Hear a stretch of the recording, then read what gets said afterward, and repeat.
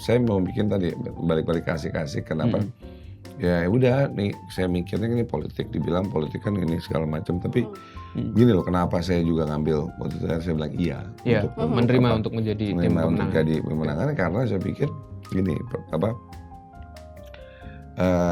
ini pengennya pemilu ini yang tadi asik-asik, jadi saya pengennya kalau bisa udahlah jangan ini musim positif campaign, jangan yang mikir-mikir mau memecahkan bangsa. Kita pengennya nih supaya gotong royong kita ke depan, karena kita fokus kita kan itu.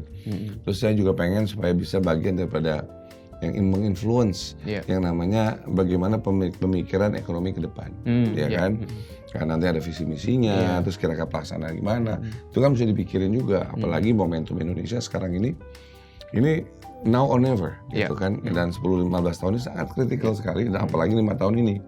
Jadi harus cepat gitu kan, mesti menjalankannya.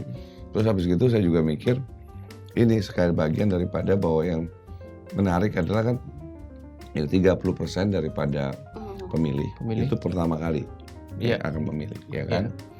Sudah itu 30% lagi yang kedua kali gitu. Yang 40% baru yang 3 kali dan selanjutnya, gitu kan. Jadi bayangin secara demografi yang sebagai pemilih 60% udah muda semua kan, milenial, generasi muda loh, generasi muda semuanya. Nah dengan itu kita mesti bagian daripada mesti mengedukasi juga bahwa tadi harus ikut serta loh, ikut memilih, partisipasi. Kenapa? Penting loh. Kenapa? Ini masa depan Anda, bukan masa depan kita loh. Masa depan adik-adik semua. Nah jadi saya pengen melakukan tadi kalau bisa mengedukasi. Jadi supaya saya bilang ini terus bikinlah yang tadi saya bilang asik-asik. Mau ini jangan sampai terjadi polarisasi. Kalau ada yang gitu yuk kita langsung ketok tuh. Jangan sampai gitu. Ya kan ajak anak-anak muda semua gitu. Ya gitu. Jadi itu. Tapi berbicara soal ngajakin anak muda gitu, kemarin Pak Ganjar juga sudah ngajakin anak muda gitu kan. Kebetulan juga anaknya Pak Ganjar kan muda, jadi diajakin teman-temannya Alam gitu ya Pak ya, untuk terlibat langsung gitu. Penting tuh, karena kan untungnya Mas Ganjar juga punya anak masih Alam ya, dan itu kan beliau juga ngerti itu dunianya Alam, dan beliau kan dekat sama Alam. Suka jalan sama-sama, ngobrol gitu kan, teman ngobrol Mas Ganjar, ya Alam juga menjadi cowok itu. Terus Alam suka, dia very smart, itu Alam juga kan. Dia suka bercerita bagaimana gitu-gitu. Nah itu penting. So dengan demikian Mas Ganjar ya itu tahu nih pikiran keinginan apa sih gitu, anak muda, kegelisahan anak muda gitu kan. Makanya kemarin aja waktu pas lagi ada temu bicara tuh kan. Itu bicara mengenai tanya mental health gitu kan. Orang pada yang stres gitu-gitu kan.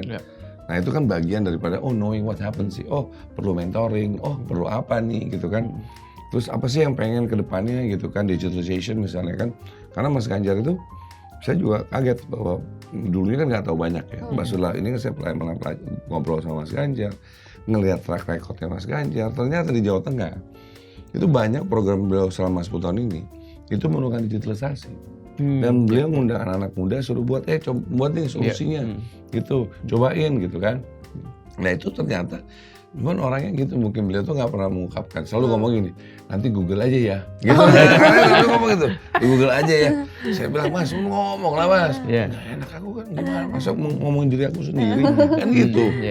Jadi, di Google aja deh, dia bilang gitu. Pak ini kata bilang, Mas ini mesti kita kasih tunjuk dong, supaya anak-anak muda tahu, ini kan beliau ini udah menggunakan digitalisasi, ini bukan yang ngomong-ngomong doang, omdo gitu, tapi sudah manggilin, suruh cari solusi, ini gimana.